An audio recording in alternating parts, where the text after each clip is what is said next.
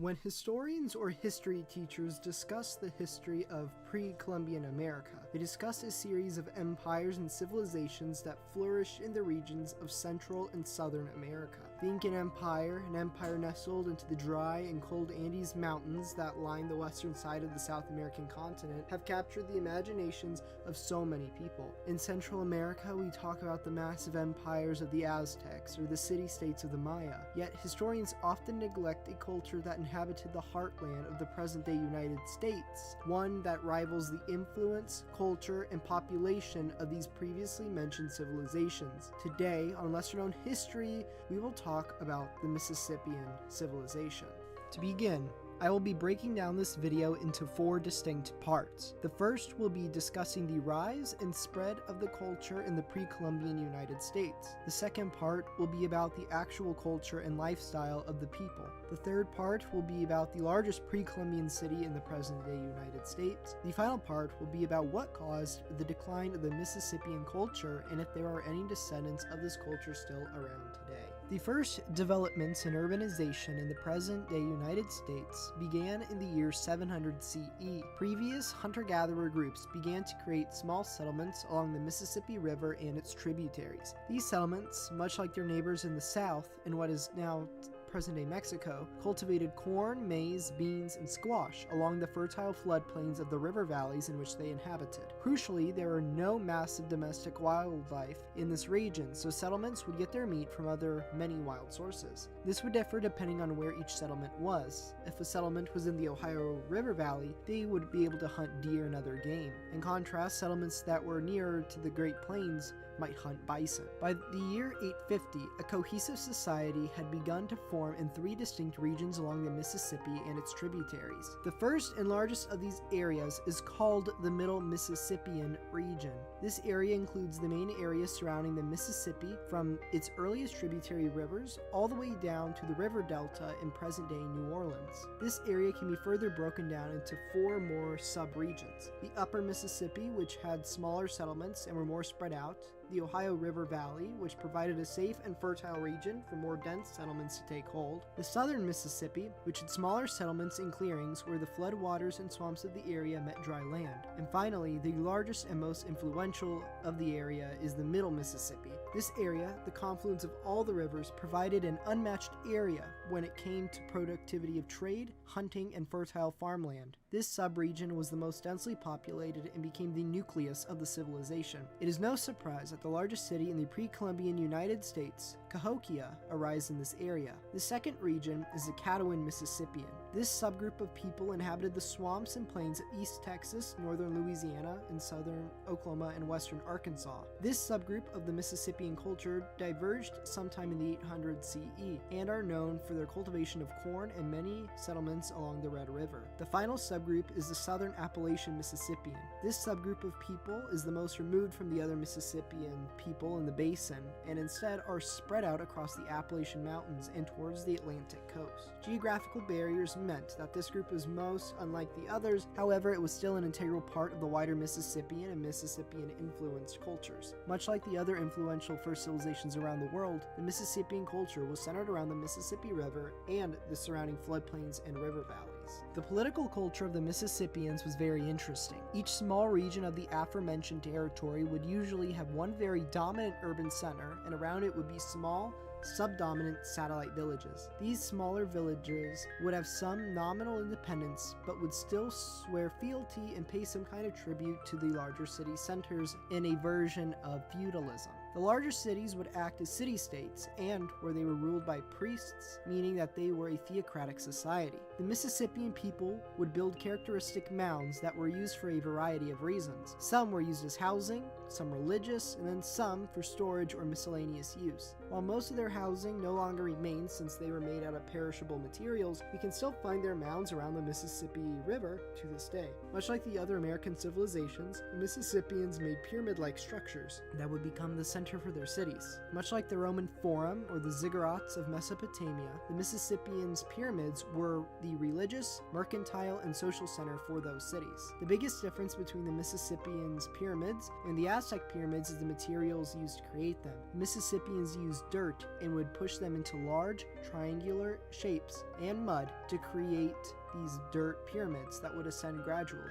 The best example of what remains of it can be found again in the modern-day ruins of Cahokia, their largest city. In contrast, the Aztecs would cut stone blocks and would make them into much larger, steeper pyramids, somewhat resembling those that happened in Giza. Today, all that is left of the once great city are ruins and mounds that are near the Mississippi River, that is near the present-day city of Collinsville, Illinois. Cahokia was the largest pre-Columbian city in the present-day United States. It was founded in the year 1050 and constantly grew there afterwards. By the 1200s, the size of the city rivaled London, with a population between 14,000 and 20,000 people. The city was filled with artisans, farmers, and warriors. Large urban centers like Cahokia would serve as the nuclei for multiple alliances and confederations. Cahokia is home to the largest earthen mound in the United States, and the mound served as a center for the political and spiritual needs of its community and surrounding areas. However, what has puzzled many historians and archaeologists has been what has caused the decline and eventual abandonment of this huge settlement.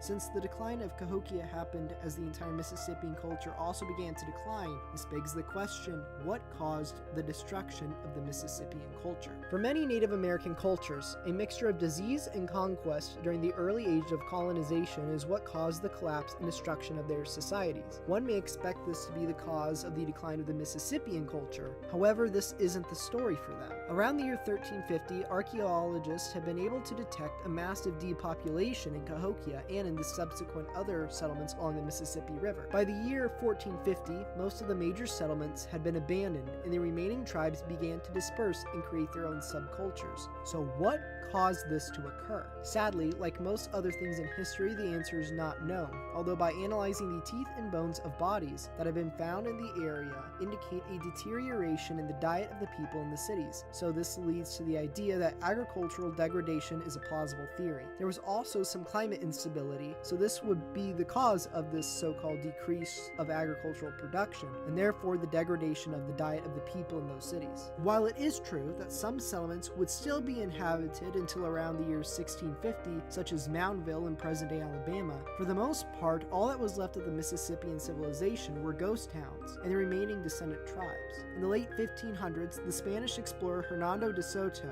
led an expedition to make contact with the rumored villages in the present-day American South. Throughout the next couple of years, de Soto would travel and interact with many tribes. Some interactions led to the altercations and violence, and then some were peaceful. The most important outcome of this interaction, however, was the spread of disease, which decimated the remaining population and irrevocably disrupted their society, and most of their history was lost. Today, there are still recognized tribes that can draw their descendants from the old Mississippians. The Appalachee, Alabama, Caddo, and Chickasaw are some of the largest of these groups. However, because of the loss of most of their written history, traditions are only passed down orally, so much of the history of the past Mississippian civilizations has been lost to time. To end this documentary, I want to read to you all a passage written by Charles C. Mann in his book 1491, New Revelations of the Americas Before Columbus, that describes what you might have been able to see if you were on the river approaching the civilization of the Mississippians.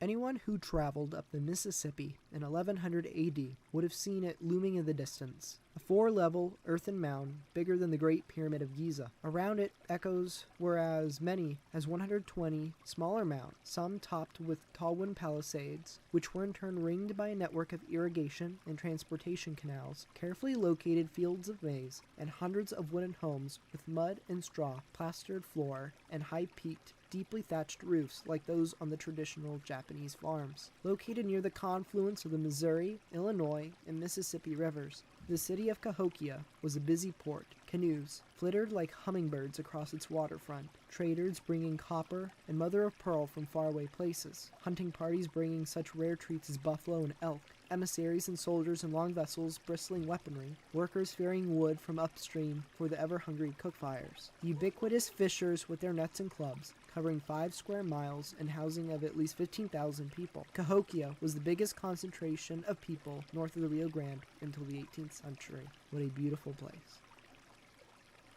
As previously mentioned, the passage above is from the book 1491, New Revelations of the Americas Before Columbus, written by Charles C. Mann. This book is not only what inspired me to create this video, but also was used heavily alongside with other sources that are listed in the description in order to create this video. I highly recommend reading this book because of its wealth of knowledge about various Native American societies in their prime before the great collapse of society that happened when smallpox was introduced into the New World. Long before the Aztecs, the Mississippians, and Incans, a large Native American civilization thrived in the Midwestern United States along the Mississippi River and along the shores of the Great Lakes. The Hopewellian culture was not just one village, city, or empire. Instead, it was a collection of small tribes and settlements that all participated in small-scale agriculture, hunting and gathering, and most importantly, long-distance trade.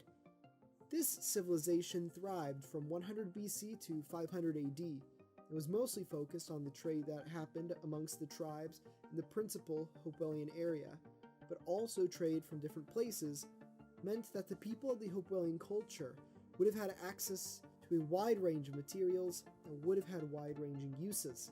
Like most ancient Native American civilizations, there are many unanswered questions about how each settlement worked and what they believed in, and what the governments looked like. While these questions may impact us today on fully understanding the Hopewellian culture, there is a way for us to get an idea of what life might have been like. The people of the Hopewellian civilization made stunning artwork. The artwork is well preserved, and archaeological digs have been able to unearth amazing finds. The art tells us 4 things about this civilization.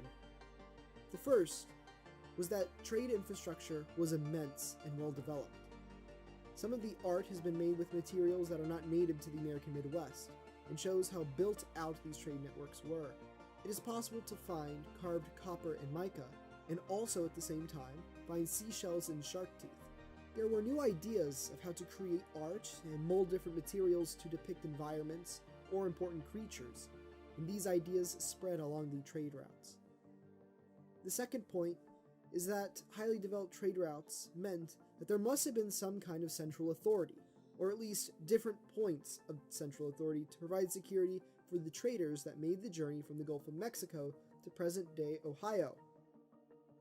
While we may not know exactly what the central authority was or how it worked, there must have been some kind of aristocracy or military that protected the traders. This point here is going to be something I touch on a little bit later in the video when talking about why this civilization collapsed. The third point is that the tribes were interwoven and connected. Much like our modern world, the abundance of different materials and burial sites and former settlements points to the world of the Hopewellians as being very cosmopolitan, at least with consideration with the trade. It would have been possible for people from around the present-day United States to access these trade lanes and venture out and explore the different settlements that made up the Hopewellian world, but because demographic data is near non-existent from this time period, there isn't much that we can say about that. The final point is that the treasure troves of art and tools found in archaeological digs and burial mounds proves that the Hopewellian culture was highly advanced. There is this pervasive myth that the native civilizations in pre-Columbian America were not as culturally advanced as their counterparts in the Old World. This is completely and utterly false. Pre-Columbian America was filled with highly advanced trade networks and the knowledge to forge metals and create artwork that depicted their surroundings. All of these things are hallmarks of an interconnected and complex society and complex culture. The Hopewellian cultures built mounds of earth that were mostly used as tombs, but also had some other uses. Though they built mounds, they were not as large or complex as their descendants, the Mississippians, and unlike their successors, this is not a signature cultural characteristic, but rather a small attribute.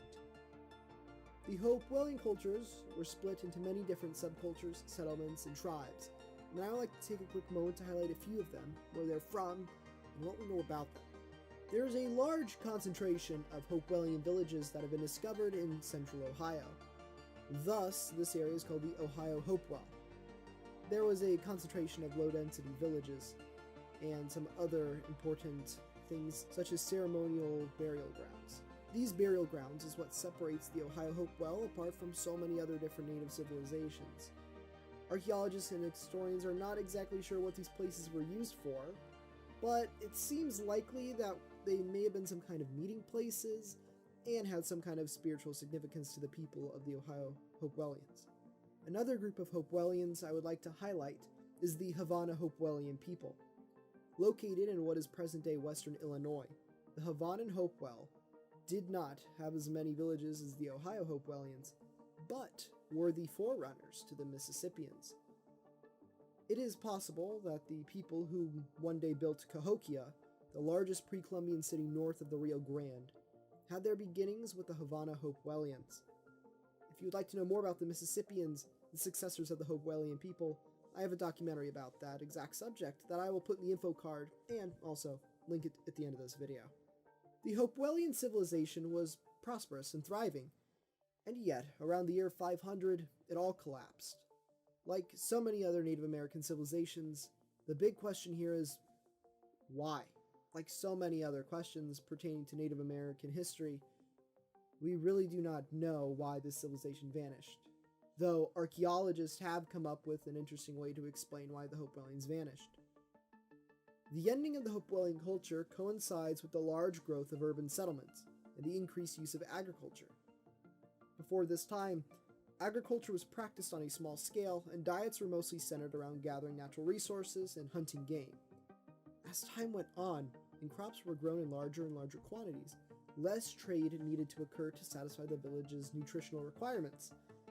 And so, soon the trade routes fell into disuse, the cultural ties were lost, and poof. But there was another explanation. Another theory behind the disappearance of the Hopewellians pertains to the second point that I made when talking about their culture. There must have been some kind of central authority, such as a military. Well, this theory posits that there was an increased amount of warfare in the Hopewellian world, and as warfare spread, it prevented trade from occurring, and therefore cultural ties were either severed, because no more trade happened, or villages were wiped off the face of the earth. It is also entirely possible that it was a combination of warfare that forced villages to become more self-sufficient, and the lack of trade. Those two factors put together ended the Hopewellian culture. Though, once again, these are just theories, but unlike the first one, we have a little evidence to back this up. Archaeologists have recently found more evidence that these villages were fortified with walls and other type of defensive works, and so this would lead credence to the theory that warfare was endemic during this time period. Of course, like everything else, these are just theories, and we just do not have enough information at this time to make a definitive conclusion of what happened to this amazing civilization. I've covered two different lost American civilizations on this channel before, the Mississippians and the Hopewellians. Today I am once again going to talk about another lost Native American civilization, but unlike the previous two, we're going to look towards the American Southwest, and we're going to talk about the Ancestral Puebloans.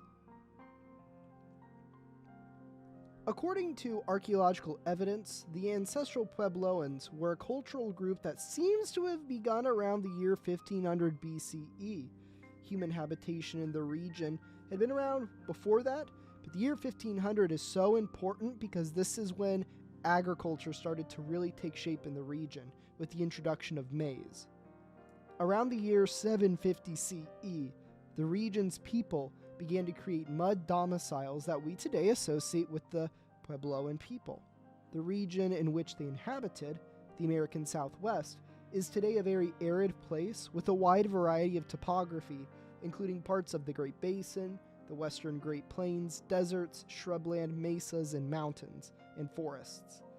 Several large rivers run through this area, including the Colorado, Rio Grande, and the Pecos River. While today the region is very arid and receives rainfall and monsoonal events, evidence suggests that the environment was wetter when the Ancestral Puebloans settled the land.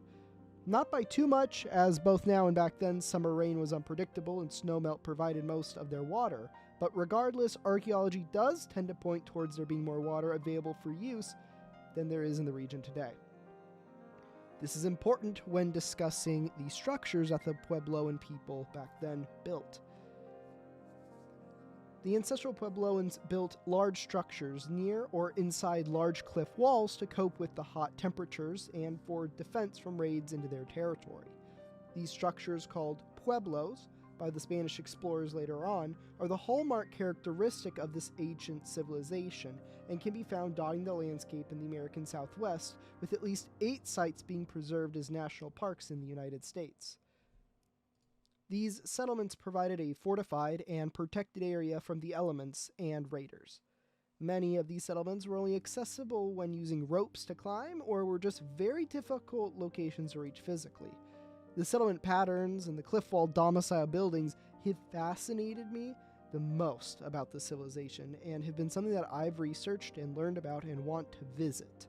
I've learned about this for over 10 years, and I cannot wait for the day that I can visit these places in person. We know a lot about the people who inhabited these old villages because of the preservation of so many of these sites. Compared to the eastern United States, which receives rainfall and has humid conditions that do not lead well to the preservation of wooden architecture well, the mud and stone construction and hot, arid climate of the Southwest meant that these cities, while abandoned, did not fade away as easily. Sure, the wood that was used and the thatch weaving are gone, but the stone structures, the rock paintings, and the pottery from that time are still around and can easily be studied. We have very good artifacts from places built with adobe mortar, and these structures still tell the story of the people who lived there. One structure in particular I want to talk about is the Great House. In Chaco Canyon National Park, what is now present-day northwestern New Mexico, there are the remains of multiple large complexes called Great Houses. These settlements typically sit at large plateaus that overlook the surrounding regions. The Great Houses served as royal quarters, trade hubs, and large central cities for the surrounding region. These settlements inside Chaco Canyon and in the surrounding region were connected by a large road network that all converged at the Pueblo Alto Great House. The road network is considered to be important for 3 main reasons. The first is that they were used as trade routes between settlements, because back then there were the large Great House settlements that were kind of like the capitals of those regions, and then because of the agriculture practiced by the people, there were small hamlets and towns surrounding the entire region, and that's where we still have these archaeological sites today. Then, they were used to transport all the wood needed to build the Great Houses, which I read could take up to 200,000 trees to make just one of these gargantuan buildings, and that they would be dragged and transported up to 70 miles or around 105-ish kilometers away. That is an unfathomable amount of trees. The region, inhabited by the ancestral Puebloans, were a developed agriculture society with a thriving trading economy, receiving goods from as far away as central Mexico, and that is the third reason that these roads were so important. They interconnected everything and allowed for trade both inside of the civilization, going north, west, east, and then especially south coming from Mesoamerica. And yet, by the year 1300, everything had been abandoned. The irrigation ditches were dry, and the once sprawling metropolises were abandoned and left to disappear into the desert. Why? As with the Mississippians, who also disappeared around this time, the leading theory is that of climate change. Archaeological records and scientific data point to a wide-scale drought that lasted about 300 years in North America. Less rain and snowmelt meant that the region could no longer support the widespread agriculture that had made it so vibrant. There is also archaeological evidence that widespread warfare erupted across the region. It's not that war hadn't happened before. The ancestral Pueblo were in constant conflict with raiding tribes who oftentimes raided into the land, but there is an uptick around different settlements, pointing to conflict inside the civilization. This is a little speculative on my part, but I can definitely see a scenario where as the water began to dry up, as crops began to fail and became less available, that there were different city-states or tribes that attacked each other to get their hands on those resources as they became rare. By the time the Spanish arrived into the region, the modern-day Pueblo tribes had formed. What I find so interesting is that the present-day tribes, such as the Hopi, are a mixture of the different tribes that migrated out of the original cities towards the south. And in many cases, different familial groups are able to trace back their ancestry to the different groups that used to live in the different great houses around their region. Many of the original beliefs and practices of the ancestral Puebloans and then the modern-day Pueblo have survived to the present day, and this characteristic is very rare considering that most Native American history has been lost completely due to all the tribes of a specific culture going extinct.